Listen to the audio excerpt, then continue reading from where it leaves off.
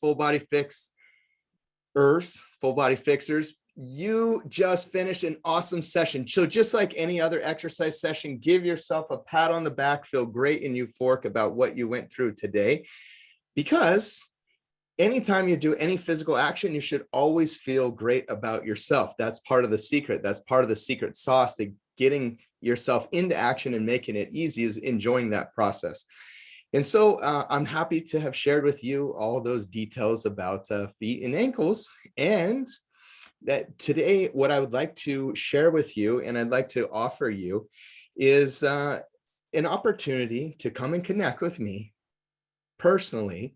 So I'm going to give every full body fixer in session right now a free opportunity to come and connect with me in a live meeting in a very small group. It's usually somewhere between 3 to 5 people from the Full Body Fix event. You get to come and meet with me. Patricia has dropped the link in the chat now. So the first several to register will get able to have access to my schedule, to get on my schedule, for the purpose of finding out, well, what would it be like if that's everything we learned about in foot and ankle, and we have all these sessions on all the body, what would it look like to go through a full fitness process with me and my world-class team of doctorate level professionals and master's level professionals. So if that's something that you would like to embark on and you'd like me to connect with you personally, go ahead and click on the link in the chat now and take advantage of that offer. I don't normally do that. I only do these type of free sessions 4 times per year. So it's pretty limited. So take advantage of that now. And now we're going to go into Q&A. So Q&A is questions and answers. So any questions that you have about today's session, anything fitness related, comments that you'd like to share, in positive shares. I also love to always hear about, hey, what did you learn today? And what did you find great? So let's connect now. And how do you connect? If you're not used to Zoom, how do you connect? The way that you connect with me is you raise your digital hand. And the way you raise your digital hand is you go down to that toolbar on Zoom, click reactions. And then once you've clicked reactions, so it says reactions, there's an emoticon with a plus sign, click reactions, and then go up to click raise hand. So then you click raise hand and it looked like this, as you can see on my screen now. So go ahead and raise hand, and then the order in which the full body fixers raise their hand, I'll connect with you in that order. You don't have to have your camera on, but I will ask each participant that connects with me to have their camera on. If it doesn't work for you, don't worry, no problem. Let's still communicate, but it enables us to have 2 screens and makes much better interaction. So we'll send you, my team will send you a little link to start video when you're kind of next in line. And then we'll have a great chat. And first up is Jean. Hello, Jean, welcome.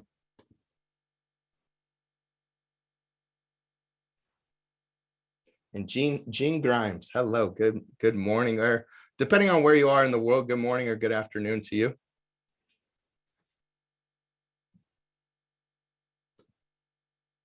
And sometimes it takes a moment, full body fixers, for us to unmute and get set with the next individual. So hello. There we go. Yes, hello, Jean. Sorry about that. All good. Okay, the last 2 exercises, the stretching exercises, made me dizzy. I did them with you. What would cause that?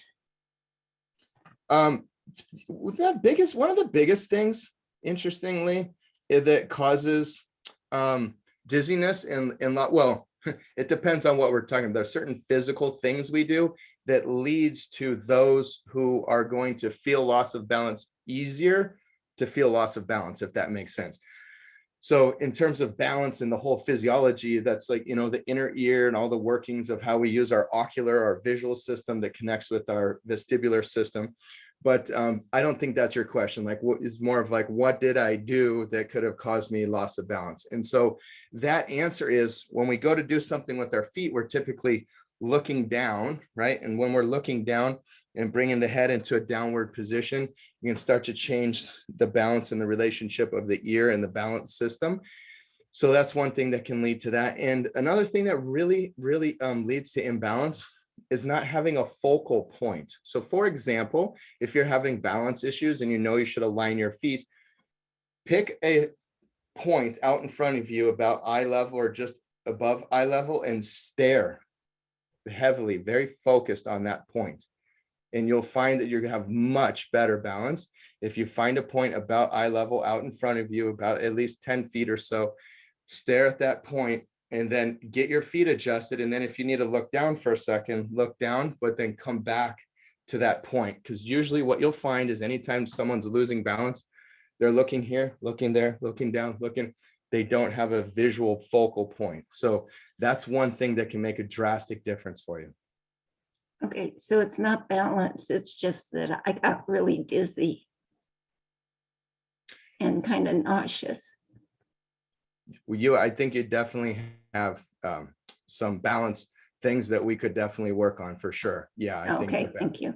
yeah, absolutely. Balance needs to be trained. And it's morning time. So, I'm going to start asking questions like, did you eat today? Did you drink enough water? How is your blood glucose level currently based on how you ate and such, and the blood volume based on being hydrated? Those things can affect that. And when we start tying it all together and we've had the proper food, the proper hydration, the proper balance point, that's when we start removing all those dominoes that would knock over to make you feel imbalanced. Okay, thank you. Yeah, you're welcome. Thanks for being here. Great to connect with you. And up next, we have Delphine. And if I pronounce anybody's name incorrectly, please do correct me. And good morning or good afternoon to you, Delphine. Hi. Well, actually, it's good morning. Okay. And one of the comments that I have is that you have very nice skinny people leaning over and raising their toes with their fingers and, being able to do a lot of things. I'm not skinny. I'm a very heavy lady and I can't reach to do some of those things. So do you have an alternative that I can use to start doing the exercises properly? We do. And oftentimes there's ways that you can change your body position and still achieve the same thing. For example, the width of your legs. Do you have your legs too close together? If you're trying to have your legs as close together as Patty has them and do it, then that's probably not going to work. You need to open your legs really wide, go to the middle, and then take an inside angle to get to your foot. The likelihood of you getting to your foot is much greater when doing that. So, and you raise a good point. One of the ways that we address that, usually not during the full body fix, because are not able to have the level of personal attention and changes to exercise in the full body fix. But in our VIP training system, which those who just signed up for the It's All About You session, which Trisha dropped the link in the chat for, we have a doctorate level experts and a whole physiotherapist team that supports our VIPs in terms of like, if a lunge doesn't work for you or this exercise, and modifying how you would do that exercise. So we give you additional assistance to get you into everything, to make weight not an issue, or starting overweight or starting with joint issues, regardless of what the issue is. We meet you where you're at, and then we help you move forward and change everything as needed for your personal body, so that ultimately we can decrease weight, get you very functional, and optimize all these things in your body. Okay. But immediate solution, legs wide, go middle, and then go in. I think you're going to find that if you don't reach there, you're going to get a whole heck of a lot closer. And then if that doesn't work, I would say just try to do the exercise without actually using your hand. Okay, but when you get to raising the 3 center toes, for example, you can't spread your leg because then your foot is not in the correct position. Well, in this case, it's I like your thinking, but in this case, it's mostly yeah, it's good. But mostly we're really focused target on the foot. So in this case, it's kind of rare, like squats and lunges, and it's really important. Like we'll get into the next session, the hip, the knee, the foot alignment. In this case, like if we need to get to the foot for you, it's okay that your hips go really wide to get there. It's okay. Fair enough. Yeah. Thank you for your question, Delphine. My pleasure. Have a great day. Yes, you too. Make it a great day. Make it a great weekend.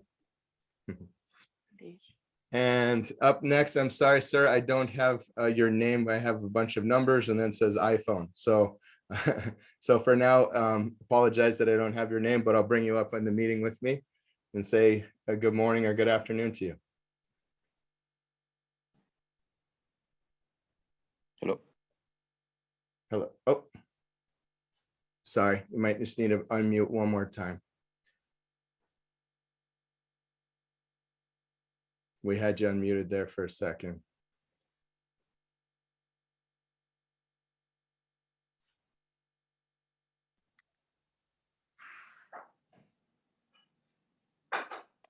Hello.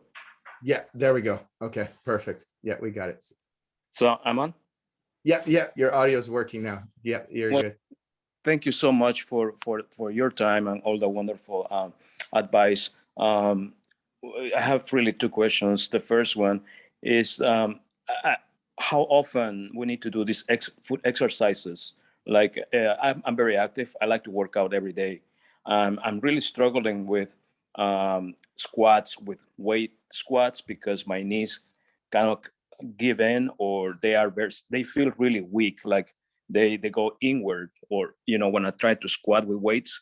So I was very interested in this session, because I'm thinking that something is not it's not very stable either on my knee or on my ankles. But when I do these exercises that you show us, I can do them all very simple. I have no issues. Great mobility, good stretch, everything, good ankle arch. The arch. So I'm wondering, maybe I need to do more of these exercises more often. But I'm very comfortable with all of them. So I wonder why I'm struggling with doing squats. And it's only very lightweight, like 45 pounders disc, so about 130 pound squats. But my knees, I had to put a band between, one of those bands to keep my knees from being so weak. So the knee is so first thing in the chain is what we went through today, everything we just learned in this session in terms of the foot and ankle, but then we go up to the knee and then we go up to the hip. Now, as you'll learn in the hip and the knee and the hip session, which is next on Monday, what you'll find is the hip is actually the biggest controller of the knee. It's almost like a rudder, like it controls the hip muscles, control the angle of the knee like this. So it's these tissues like back here in the hip that are then controlling that knee alignment. So it's much more about your hip musculature and your pelvic positioning and shifting and this type of thing. Now, are you doing back squats or dumbbell squats? Back squats? Yeah. Some people can get away with back squat. It's not bad. Like if it doesn't cause your body issues, then back squat is great. But I've really, for people nearing the age of 40, 50 and over, like I don't do any back squats at all, because there's so many mechanical dysfunctions that can happen. Like if you don't have enough external rotation in the shoulder, then you'll have anterior translation of the humeral head. You can actually tear your labrum from doing back squats. Most people don't have. If you have enough external rotation, great. Then it changes your back alignment because of having the bar on your back. What I've really recommended is to do like dumbbell squats, unless there's some reason, like, if you're an athlete, if, someone's playing in the NFL and they just need to have this type of ruggedness to their body, then it could make sense. Like they're hitting people and they need to reinforce their spine with that strength. But most of us don't live in that world, right? We live in doing other things. So I say exercise to the way that supports your body, which usually back squat isn't one that's required. So one of the other things that can happen is you're changing your pelvic alignment because of having the bar on your back, and then that affects the way that the hips are functioning.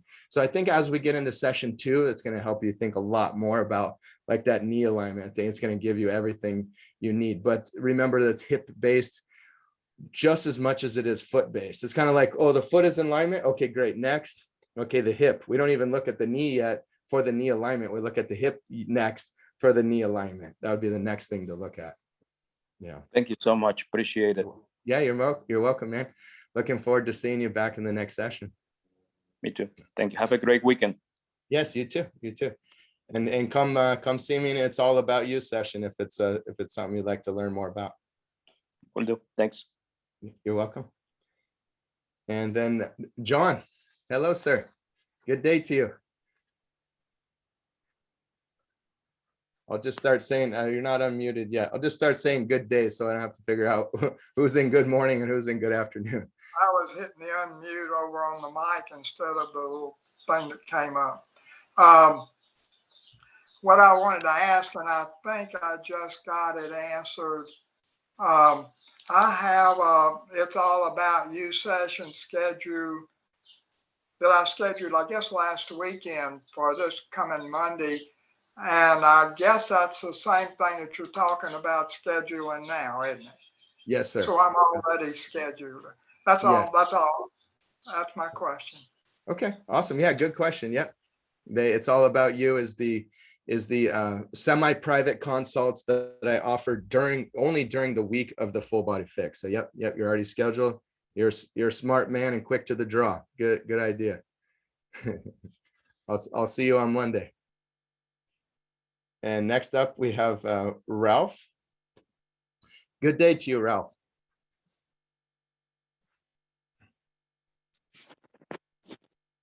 Hello. Hello. How are you? I'm good, sir. How are you? I'm great. Thank you for taking my question. Absolutely. My main question is, I believe I have most of these deficiencies you talk about. I'm trying to get back into working out and get into better shape. But I want to know, should you do these exercises first and then start a routine, or can you do them, concurrently with other exercises? Yeah, you can absolutely. So, I mean, there's one of two different ways I could look at your question. So, and we can answer both potential. So one way that I heard the question would be like, should I do these first before I do like a regular workout? That's one thing. And then the other thing I heard potentially the question could mean is like during the course of a week, could I be doing these exercises in my regular training? So which one did you mean? Well, I was more so thinking, should I do these exercises and then get the strength in my feet and my ankles before I commit to a routine to, doing squats and lunges and things of that nature? They can go together. And but you really want to focus on that aspect. So like if you're really tight in the backside of your lower leg, like dorsiflexion, which we showed today, is deficient, or your foot's falling in, you have pronation, it'd be a good idea to do your foot exercises first in the beginning of your workout and then do the other exercise. And the reason why is because you end up doing all this neurological training and basically body awareness about your feet. So then when you go to lunge or squat, you're so tuned into your feet that you end up improving your feet mechanics in the session, in that workout, right? So the answer is yes to really both of them. Yes, you can do them together, but and you should also do, like, if you have your restrictions in feet and ankle, do feet and ankle stuff first. And then like in session 2, we're going to do knees and hips, and then pelvis, low back, upper back, and neck and shoulders. So wherever an individual's like deficiencies are, we can focus there with what we call neuromuscular retraining, which basically means becoming consciously aware of what's going on with the body, using those motions and then tying it in with more complex motions.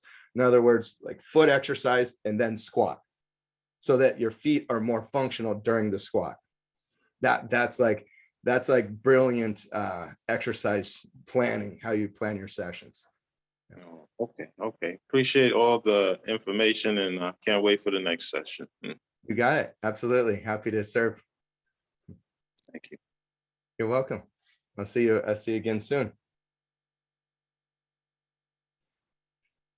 Hello, Dr. Susanna. How are you? Good day to you.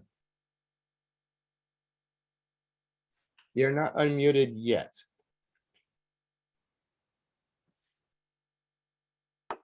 Yes, good morning. There we go. And I thoroughly enjoyed the experience with the feet, and it resonates with me. Most physical therapists and personal trainers emphasize the core. And I find that for total body awareness, the feet come first. And my question is, do you have experience with working with the feet to strengthen other parts of the body that may have to do with herniations, like inguinal hernias? Yes, not necessarily really specifically attaching the feet with the hernia, but everything works in a chain. So, if you have significant imbalances in feet and you're going into pronation and changes in the knee angle and the hip, then you start having twists and pulls in the torso musculature. And then that changes the abdominal support and what we call length tension relationships. So yeah, it's very, very important that we have those feet in line because of stresses and strains that can happen elsewhere in the feet, but not and more when we get into complex exercise. In other words, how does the foot function in a squat? How does the foot function in a lunge? How does it function in walking and going up steps and hiking? This type of thing.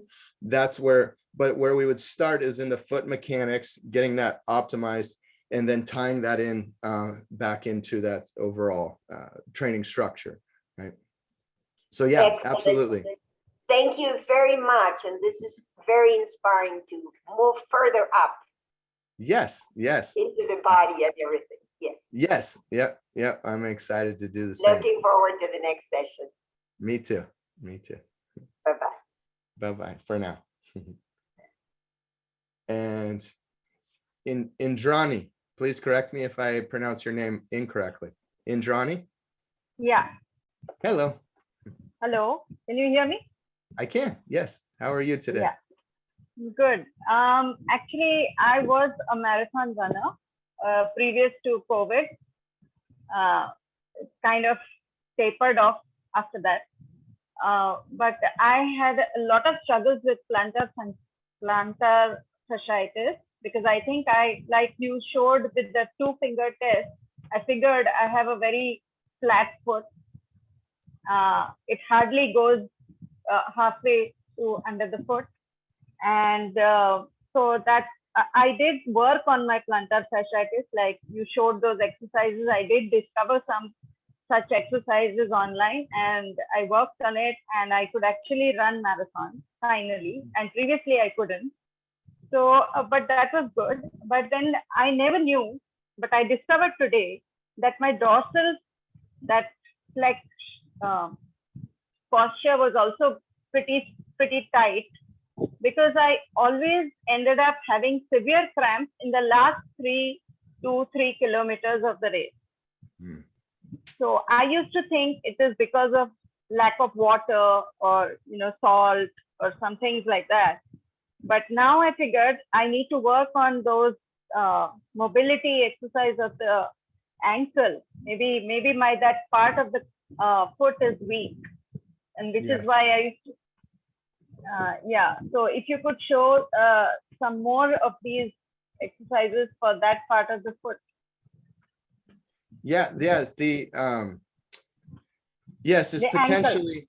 It's potentially so I would start with the exercises that were in today's session, but in terms of what you talked about, if you're significantly below 27 degrees, then that's definitely. I couldn't figure out. I didn't know how to take a photo of that. It didn't work for me. Okay. Yeah. So, and you're going to get the session replays, but once you figure out how to take the picture with your phone, you can just like snap a picture and go back and pause the video when you have the video and kind of look at the lines and you can get close. You're not, it might not be like, you might be 25 and 27, but 20 and 27 is enough difference that you can see it. Right. And so it's like 35 and 27.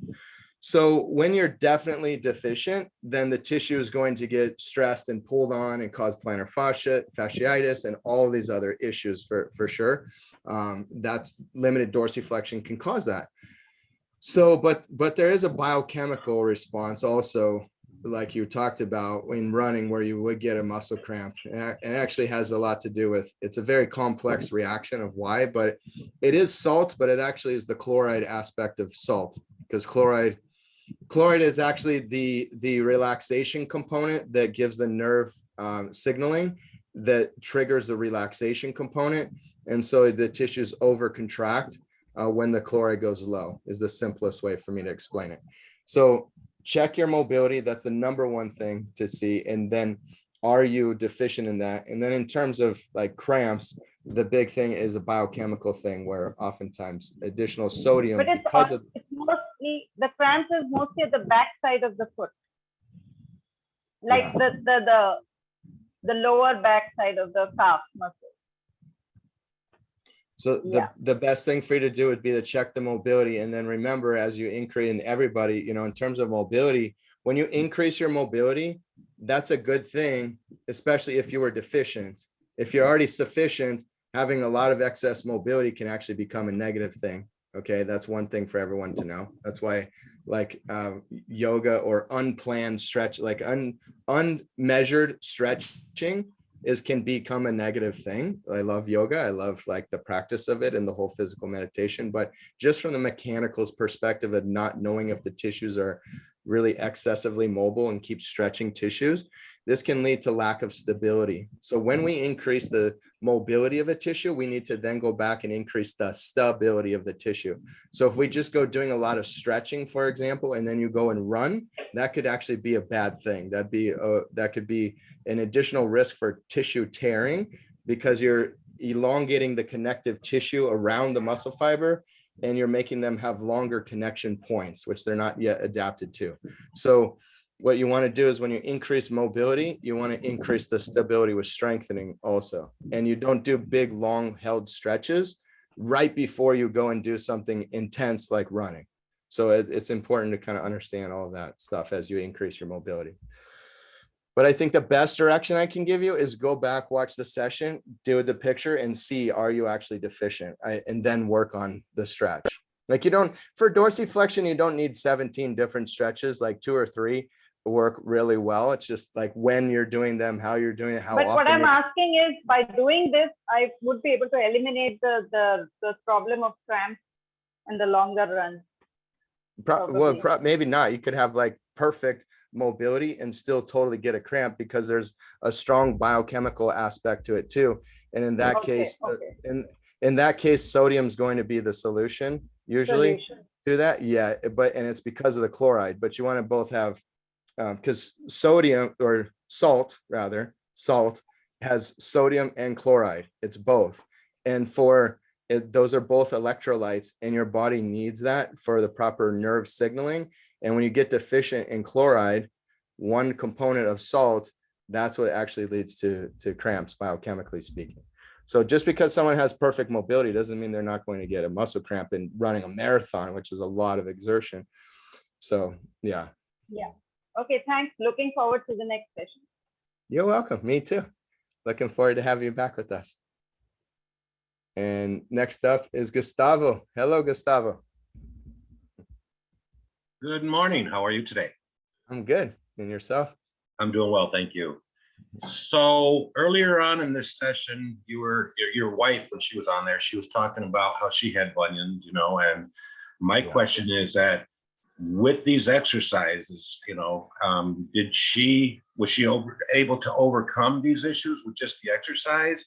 You know, I mean, from the bunion, you know, heel spurs, you know, all that kind of stuff. So, I mean, did it eliminate it there, or how does that work there? You know, so yeah, she basically has like no bunion. She like had a definite bunion, and her mom's had surgery on it. Her grandma had surgery, so it's definitely like a genetic thing also. But because of the biomechanics, so long story short, the exercise she did is exactly what you learned today, and there's a toe alignment device. It's like a toe separator. So it's not the most comfortable thing. And usually you start wearing it for like a minute or two, like wear it every night. And then 2 can grow into 3 minutes and 4. And over time, eventually can wear this thing for a half hour, an hour, 2 hours, you know? And so long story short, what it does is it just separates these toe, like your big toe here and the next toe. It just separates those so that it's aligning that metatarsal. And you do that over time, and the bone does start to realign itself. The tissues start to adjust to that. So those things together was actually what literally fixed and transformed her to not have a bunion. So no surgery was involved or anything? No, zero. Yeah, and totally changed it. Now, one of the things you mentioned was heel spurs or like, you know, sometimes, so what we call like osteophytes or bone spurs, the technical world calls osteophyte and bone spur or heel spur. Like there's the same thing, and we can get these spurs in different areas of our body. And it's just like a callus. Like for me doing weight training, I get calluses in my hands. And so the bones get calluses basically also where there's area of a high friction. So when your tissues aren't the best alignment in the feet and you have excess rubbing, specifically like from the plantar fascia, that can trigger the bone to build up a deposit that now comes back and pushes into the soft tissue. So if you get your tissues in alignment, oftentimes that will fix the problem and you get better mobility, better alignment in that body area. It'll fix the problem. But sometimes that's the hardest thing to deal with without having those like surgically removed, is the osteophyte or bone spurs. Those can be a little tricky sometimes. Always we see progress with that, but that's probably one of the trickiest things, because if there's really a significant bone spur and it's pushing into the tissue, even if the tissues are aligned, it's still pushing into the tissue. So I've seen significant progress, but it's kind of, it's an area that's best to try to prevent. And if it gets extreme, then sometimes more extreme means are needed to solve that issue. Understand. Yeah. Well, thank you. And one last thing here while I got you is that myself, I've experienced more like calluses on the, ball of my feet there, more so on my right foot. And I've had these for years and whatnot there. And, what I do is just basically, file and whatnot there. So, try to get rid of that buildup, I guess, because this is external, right? But I mean, they become uncomfortable after a while, from walking or shoes and whatnot there. So again, I'm not sure what develops out there. I'm sure it's, part of the alignment and all that there. But yeah, I mean, is there something, or do you think that these exercises would help with something like that as well? Yeah. Do you walk barefoot a lot? No. No. Oh. No, I love my Skechers. They're like walking in clouds and all that there. But I mean, I do walk a lot.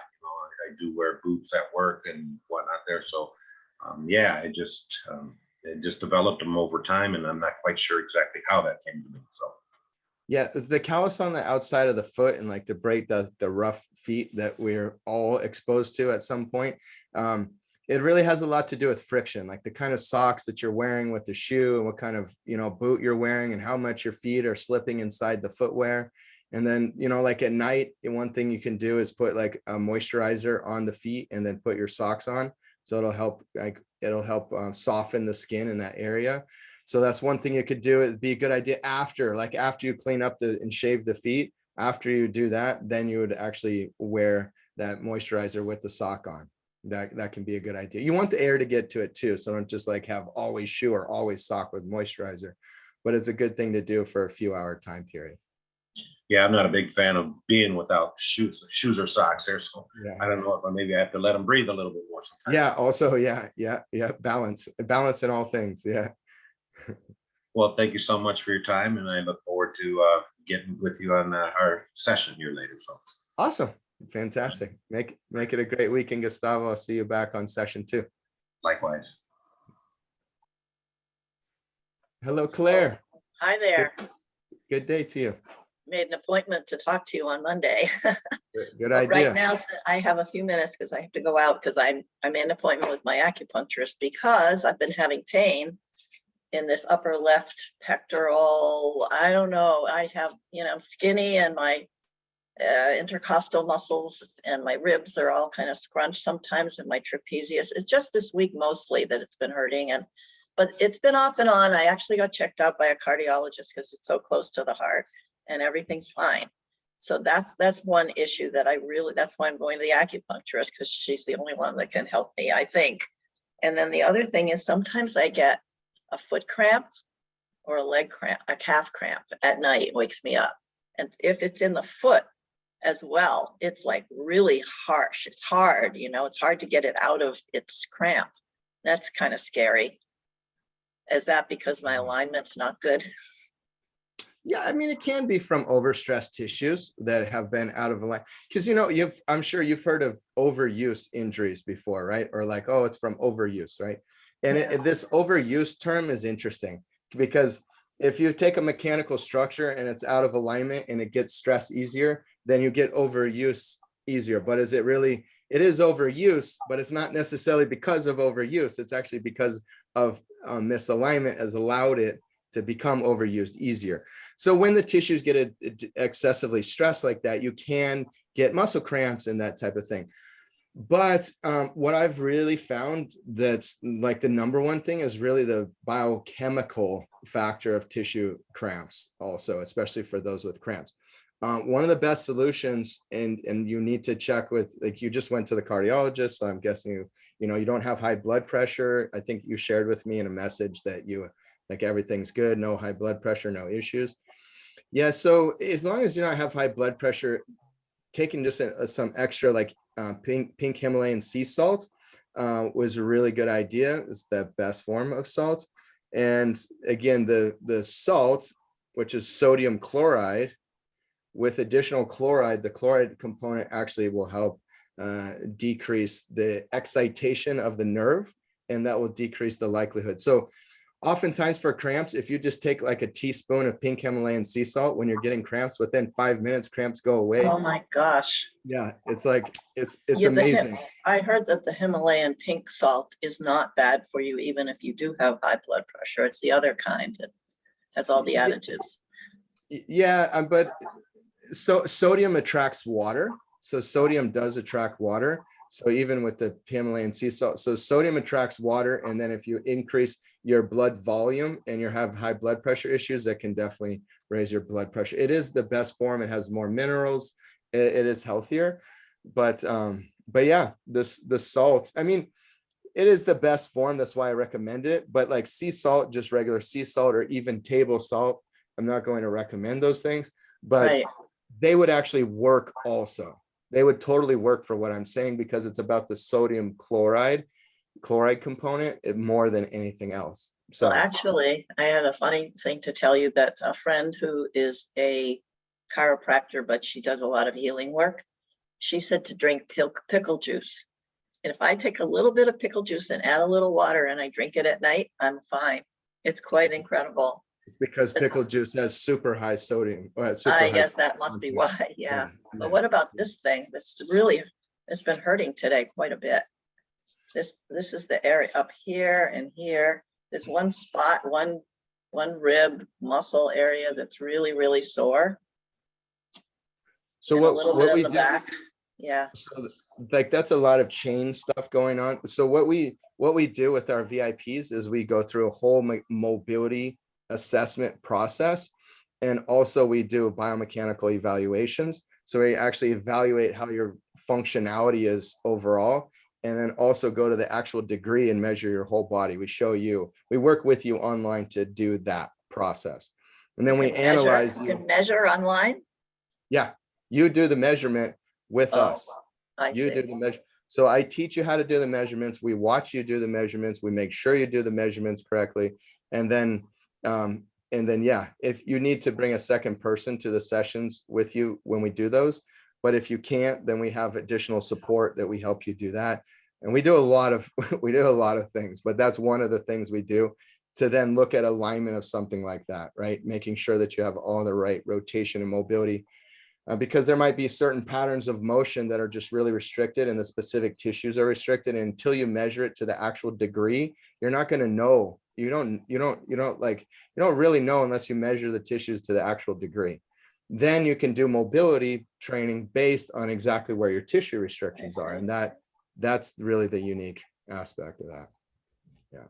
Okay, thank you. I guess I'll ask you more tomorrow when we talk. I mean, Monday when we talk. Awesome. Let someone else, because I'm concerned with a whole year. It's like I don't have all kinds of free time, and I don't know how you schedule it all, but we can talk about that. Awesome. We have options. Okay, thank you. You're welcome, Claire. Looking forward to speaking with you on Monday. Thank you. And next up we have R. Hello, R. What's your full name? Rita. Rita. Hi, Rita. How's your day going? Good. My question is if there is any connection between breathing and the rhythm of the exercises that you showed. Because when I'm working out, I try to control my breathing, when to inhale and exhale. So I don't know if it has anything to do with the exercises that you showed today. Very good question. Breathing properly is one of the 5 major components of having health optimization.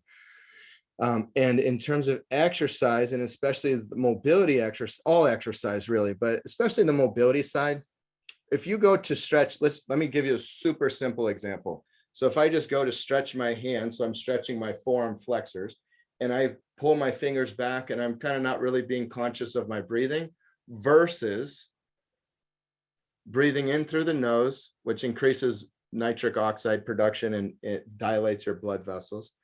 And then when you exhale, your long, sustained, relaxing holds, your tissues will let go.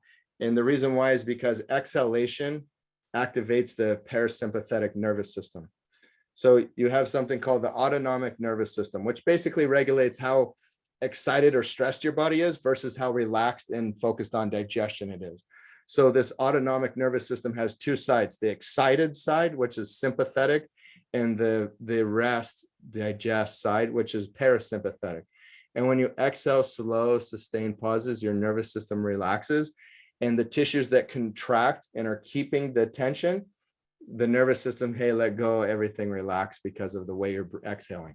So using breath connects with the nervous system to release the tissue. It makes a big difference. Yeah. So obviously with the foot, dorsiflexion stretches, same exact thing. Regardless of the stretch, the same principle would be applied. Yeah. Did you have any other questions, Rita? I think you got muted there somehow.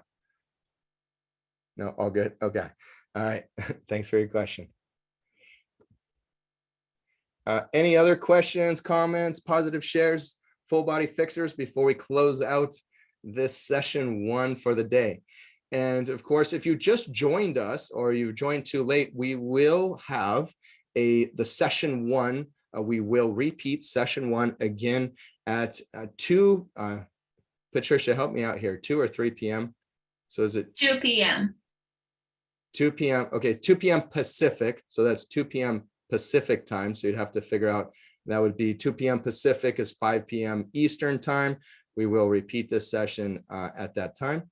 And looks like we have a couple full body fixers that have a question. So let's go on to Joshua. Hello, Joshua. Good day, sir. Can you hear me? I can. Yeah, perfectly. Hey, Robbie, how you doing? I'm good. How are you? It's actually Joshua is my son-in-law. My name is Greg. Greg. Okay. It shows Joshua on the screen. Yeah, yeah. So my question regarding the feet, doing these exercises we were doing, my toes. So the 4 toes on, especially my right foot, instead of kind of laying flat, they tend to bend at the knuckle. So from the knuckle down, they point towards the ground. Is that something that can be dealt with through, certain exercises? Or is there something in there that's tight? I kind of thought maybe there's something tight, but I don't quite know what it would be. Yeah, your flexors. Possibly, work that out. Yeah, it's interesting too, because like when the soft tissue, in other words, like the muscle and the wrapping around the muscle and the tendons and the ligaments, mostly the muscle and the wrapping around the muscle, they change the alignment. And if sustained over time, then the tendon gets affected, and the ligament and the bone can even change. So like, but it's always the same process, but it can take time. So for you specifically, it could be like bone and soft tissue is what I'm getting at. So what you would want to do, so what you're basically saying is your toes are kind of like this, Yep, like the knuckles up. And it's kind of, So what you want to do is just stretch those tissues on the underside. So the self-applied plantar fascia stretch that we did from the seating, how it's showing the massage on the foot, that would be a really good thing for you to do every day. Every day. I would do this every day. And like if you exercise, when you're done exercising, you should definitely do that again. So, and doing like a good start of that would be like about 5 minutes. 5 minutes, every day, and then eventually get into doing about 10 minutes every day, maybe 2 different sessions, roughly of 5 minutes each. So yeah, and I think you'll see a significant improvement on that. Then, when you're exercising, if you're doing any squats, lunges, that type of thing, just be try to a little more cognizant of trying to flatten out those toes and spread your toes apart. Flatten out the toes and spread your toes apart. Yeah. Okay, great. I appreciate it. You're welcome. Thank you You're very welcome. much. Yeah, you're very welcome. And you're gonna come see me in the It's All About You session as well. Well, I'm working on it. Good. All right. Well, And actually, I got my next 4 sessions, but I work a lot of driving, so I may have to watch them later. Mondays, for instance, I'm not sure I'll be there when I signed up, but we'll see. But I'll end up watching it, and we'll. Awesome. Yeah. We talked about Facebook and signing up with that. I don't do Facebook so far, so we'll see. My team does, but I don't really either. Yeah. Yeah. Yeah. Right. All right. Well, thank you again. Yeah, you're welcome. You're welcome. Looking forward to seeing you again. Yeah, for sure. And Delphine, back to you.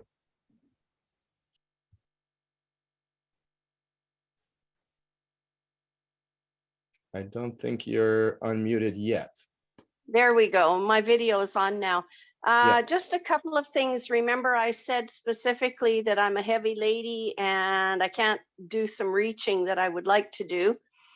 I'm wondering if a couple of solutions might be for number 1, for the toes, when you're trying to raise the 3 toes, if I were to put some kind of weight on my big toe and my little toe and then tie a scarf around the other 3 and pull up that way, would that work?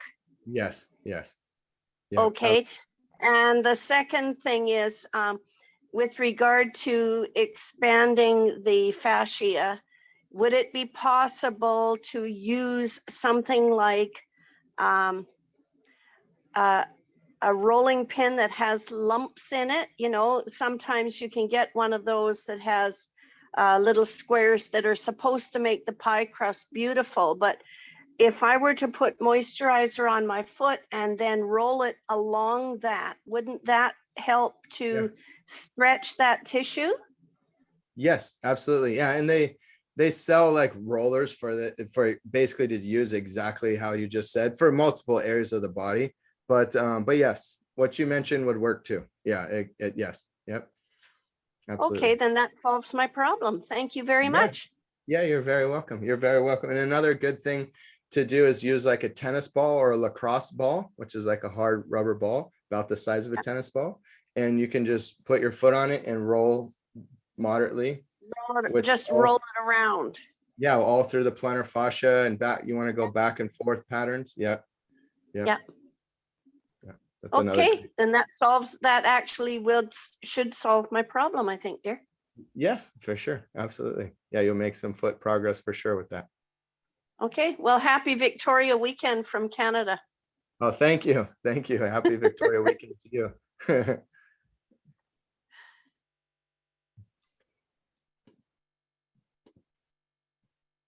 Patricia, anything you'd like to share before we close out this session? I would like to share that I'm very happy that all of you are here with us. And we are going to repeat the session at 2 p.m. PT or 5 p.m. EST. And it's going to be the same session today. And if you arrived later, you can come to the 2 p.m. if you have the time. And if not, we're going to be sending you the recordings at the end of today. And I look forward to see you on Monday.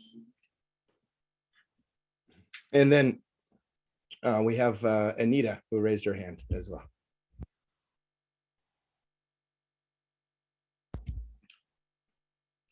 Hello, Anita. Welcome.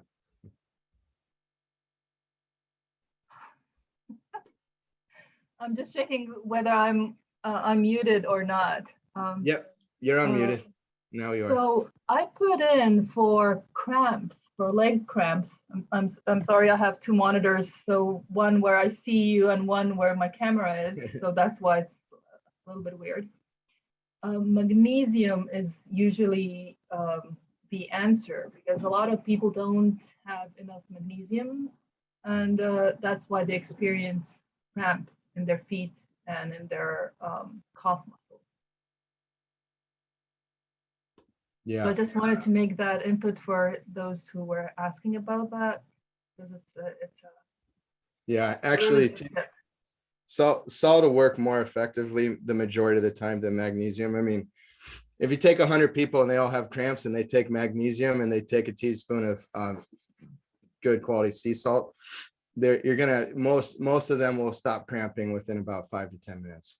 Yeah, magnesium is part of the electrolyte, but specifically for depolarization of the neuron, so it's a very complicated subject, but the reason why is we have excitatory postsynaptic potential and we have inhibitory postsynaptic potential. So the excitatory postsynaptic potential means that it's triggering a contraction. It's going to excite the muscle tissue at the level to be able to contract, that it's actually contraction, which is what a spasm and cramp is the tissue's not letting go.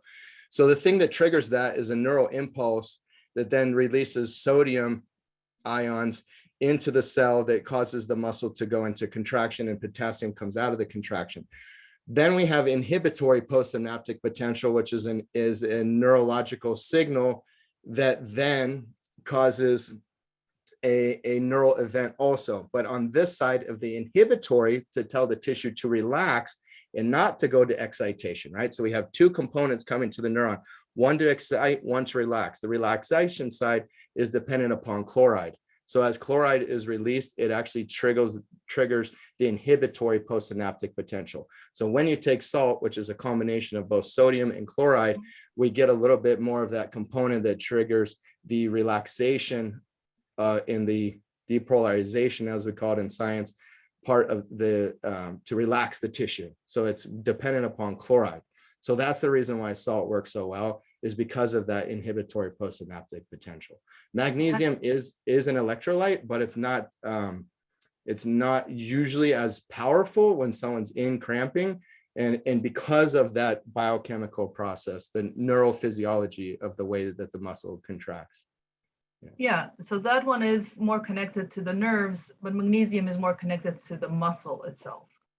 So if people can take care of having both, because if you're waking up and you have a cramp, it's usually because of lack of magnesium. But self-help, that is the first thing. If you're running a marathon, if you're cramping, that's the first thing to do is the salt.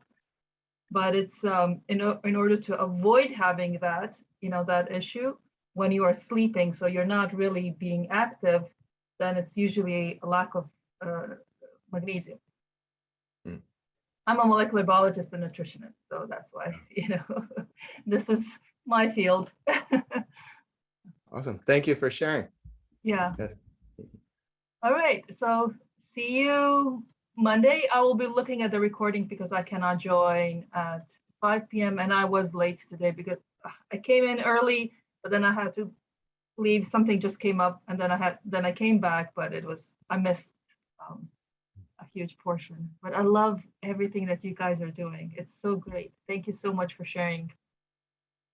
Thank you for sharing. Absolutely. Thank you. And looking forward to seeing you in session 2. Yes. Bye. Bye, Anita. Make it a great weekend. Okay, full body fixers. And with that, we will close out the second session, the second airing of session 1. And we'll see you back here for session 2 on Monday. And we'll restart again here at 2 p.m. Pacific. Take care. Much love to you all, and see you soon.